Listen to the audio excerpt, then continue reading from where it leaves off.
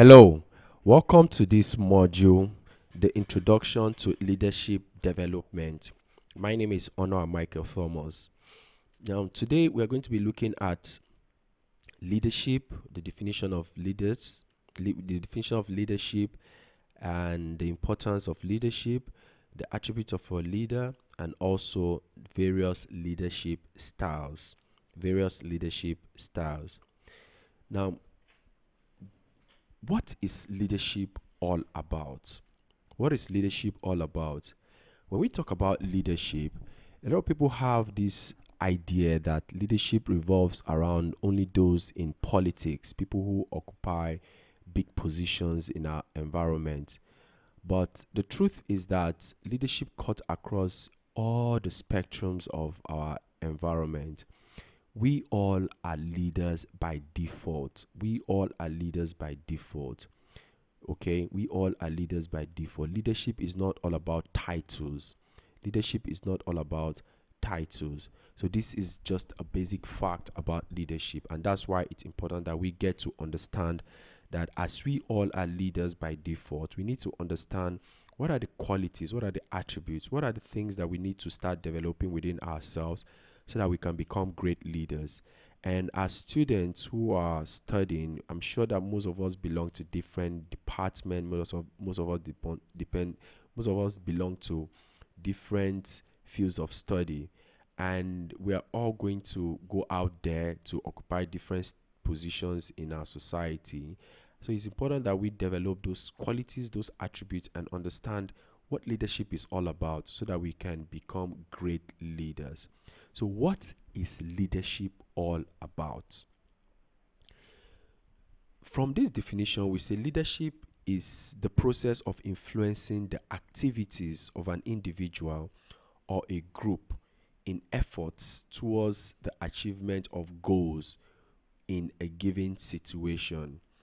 The process of influencing the activities of an individual or a group in efforts towards the achievement of goals in a given situation.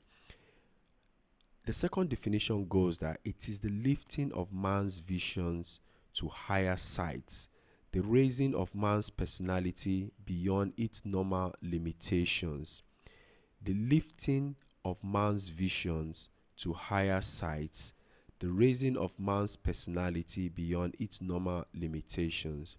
Now, why I like this second definition is because when you look at our society today, because most of us have lost the basic knowledge of the fact that we all are leaders, you discover that so many people have talents, they have knowledge, they have experiences, but yet they don't get to share this knowledge, experiences, and talents with every other person out there.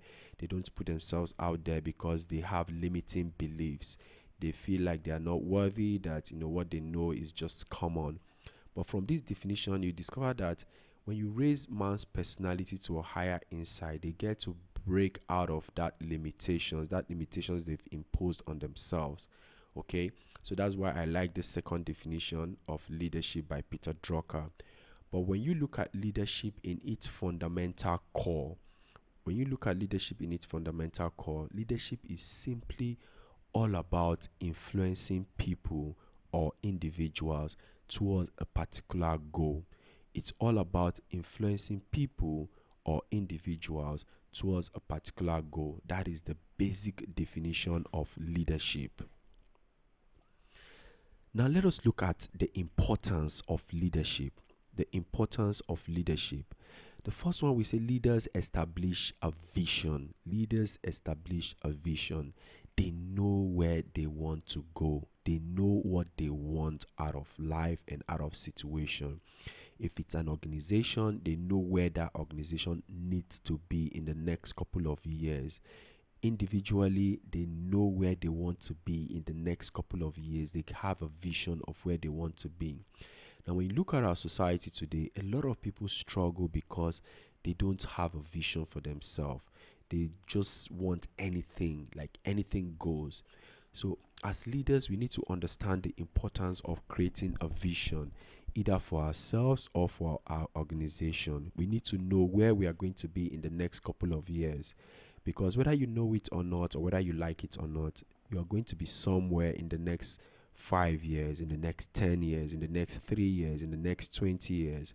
But the question is, when you get to that point, will it be a place that you'd love? Is it going to be a place that you'd enjoy? Is it going to be a place that you find fulfillment? Will it be a place that you're going to love? Or will it be a place that you're going to keep on wailing, complaining, and being bittered? So, if you want to get to that place where you are happy with yourself, you need to create a vision. And that's what leaders do. They create a vision for themselves. They know where they want to be. They set goals for themselves. Now, the second one is leaders resolve conflicts, and not just resolve conflict, they also prevent conflict from happening. Now, one of the hallmark of a great leader is that aspect of preventing conflict. And the way to prevent conflict is being, have moral ethics. Okay, having good moral ethics, knowing how to treat everyone with respect and courtesy, knowing how to control your emotions, not getting angered easily, knowing how to relate with people. Now, when you have all these basic skills, interpersonal relationship skill, knowing how to communicate properly, knowing having good emotional intelligence, you discover that you are going to work with people seamlessly. People are going to trust you. People are going to like you. People are going to trust the decisions you make. And when they trust the decisions you make, it will resolve, it will prevent conflict from happening. It will create trust. It will create strong bonds within, the society or within that particular group. So that's why it's important that we understand the the the effect of, or the importance of leadership. And in situations where there are conflict, great leaders know how to resolve conflict through great communication skills. They can talk to people and get to resolve conflict. Through interpersonal relationship skills, they can come close to people and resolve conflict. Now, the third thing on our list today is that leaders introduce changes. Now, one of the good way, or one of the best way to introduce change is to have a compelling vision, having a strong vision of where you want to go or things that you would love to achieve. When you look at our society today, all the things we are enjoying today, all the great things, they were brought about by visionary leaders, leaders who knew where they were headed, leaders who knew the benefit of these things we enjoy now. Now they now introduce these things to us. Okay, so as leaders introduce change, positive change. The last on my list here today is that leaders motivate others. Leaders motivate others. Now you're going to find yourself in a situation where people don't feel good enough. People, are sad. People are demotivated, and things need to get done. You need to achieve goals. You need to get results.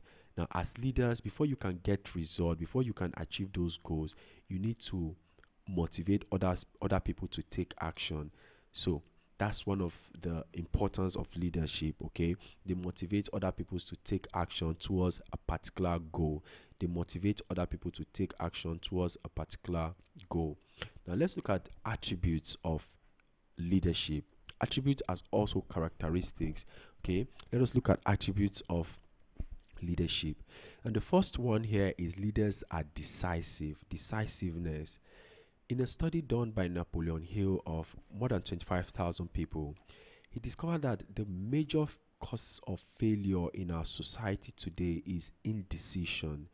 A lot of people make decisions and they change those decisions very fast because of what other people think, or because of what other people are saying.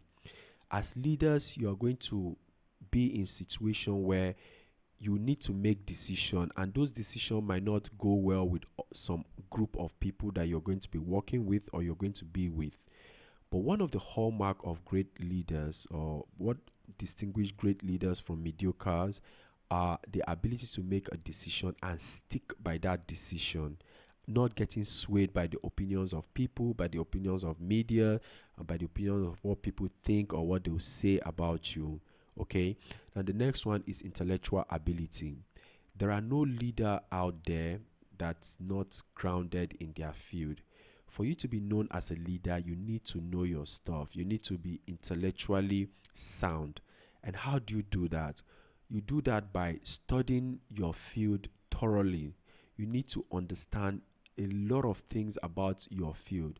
If you are in computer science, you need to know computer science in detail. You shouldn't be a mediocre computer scientist. If you're a nurse, you need to understand what nursing is all about. You need to get grounded in that field. You need to know, what's trending. You need to know new innovations in your field. That's what it means to be a leader. Every great leader is intellectually sound. The next one is emotional intelligence. In this in this present time where things are getting complex by the day, the economy is changing swiftly. So that a lot of people are emotionally imbalanced. A lot of people don't know how to control their emotions. A lot of people are, anxious, are sad. And when you get to work with these people, you discover that they can push your button. They can act in ways that you'd, you'll be surprised. So one of the hallmark of great leadership is knowing how to control your own emotion, okay, and knowing also how to gauge the emotions of other people. By the time you know how to control your emotions and you know how to gauge the emotions of others, you are going to be a great leader because you are not going to be easily swayed. You are not going to be reactive, okay? You're not going to be reactive. So these are the three key attributes of leadership. Now let's look at different leadership styles. Different leadership styles. We have autocratic, democratic, and laissez-faire types of leadership. Now let's take them one by one. The first one is autocratic leadership style. Now the reason why we are looking at the different leadership styles is because different situations will call for different leadership styles.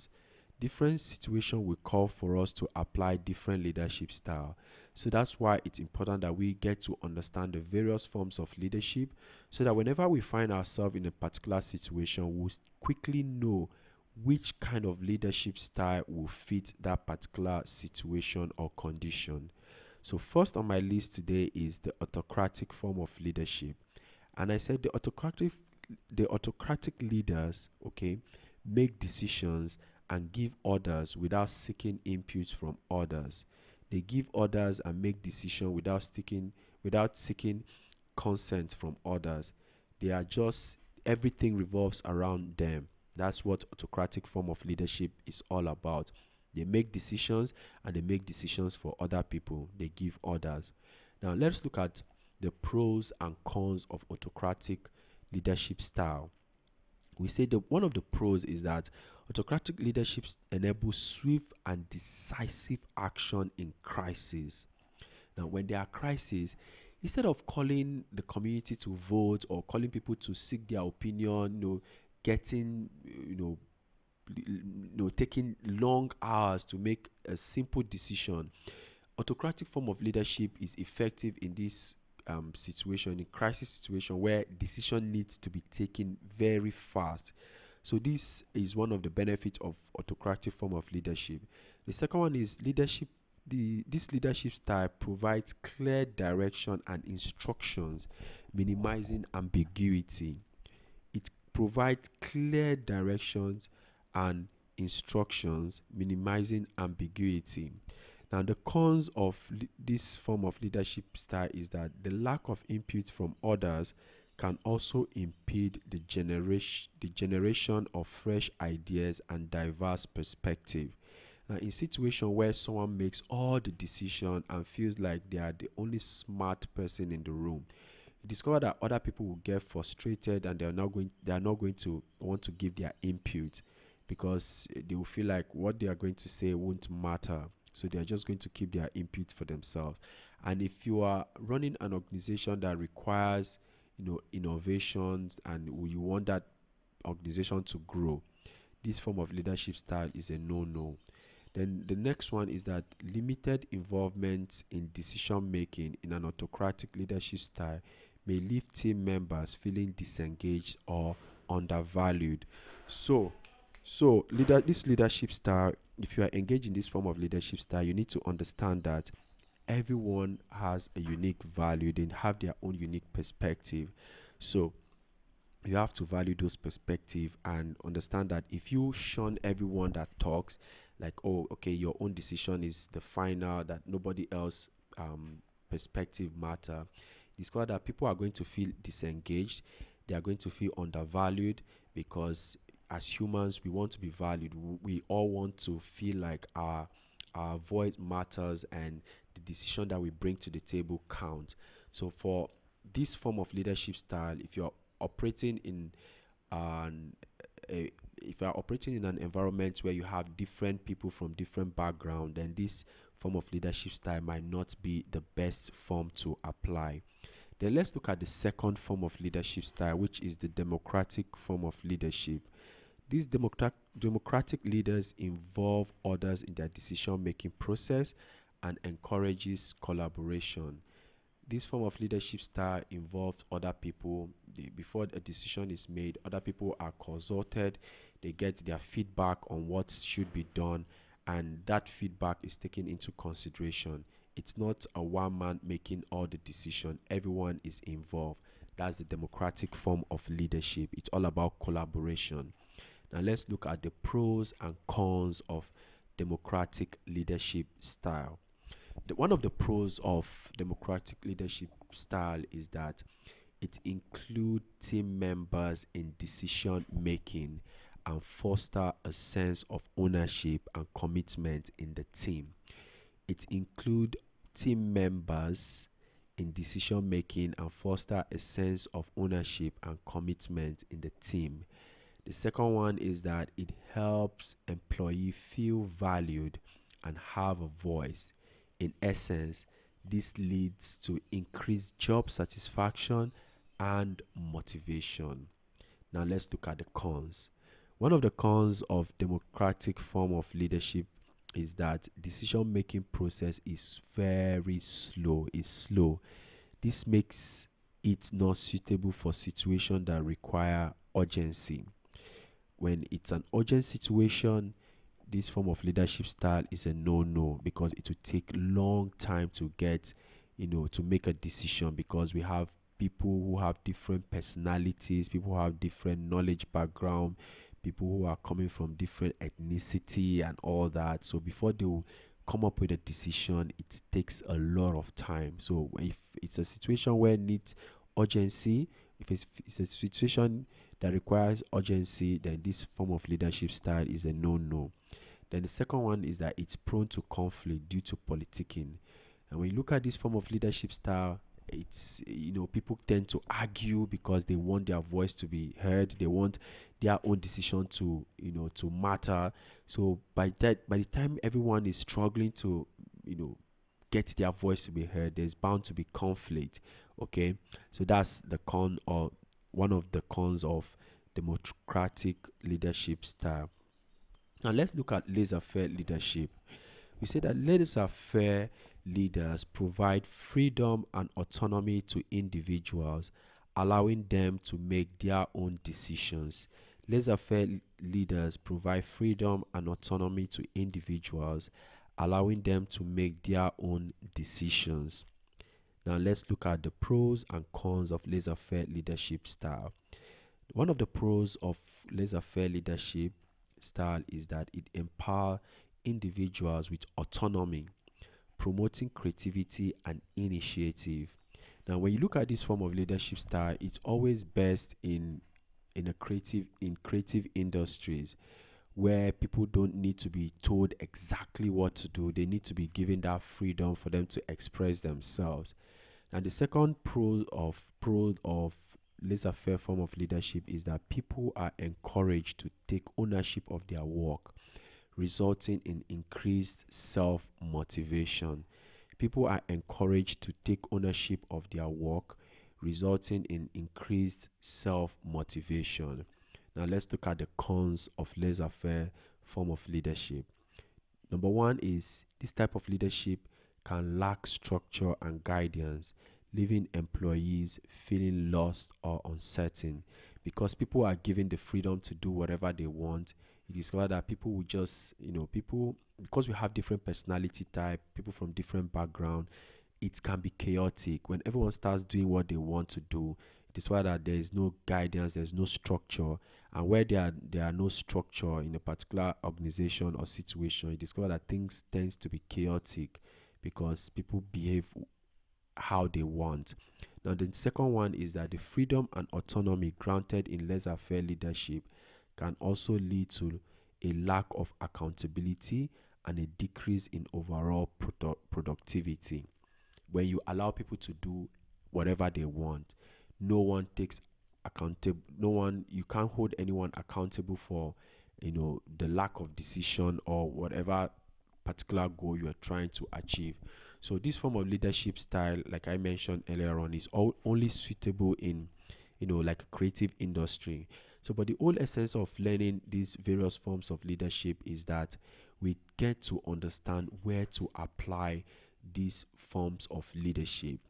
So, to conclude this particular topic, okay, I would like to ask you a question, and I would like you to leave the answer on the comment section below.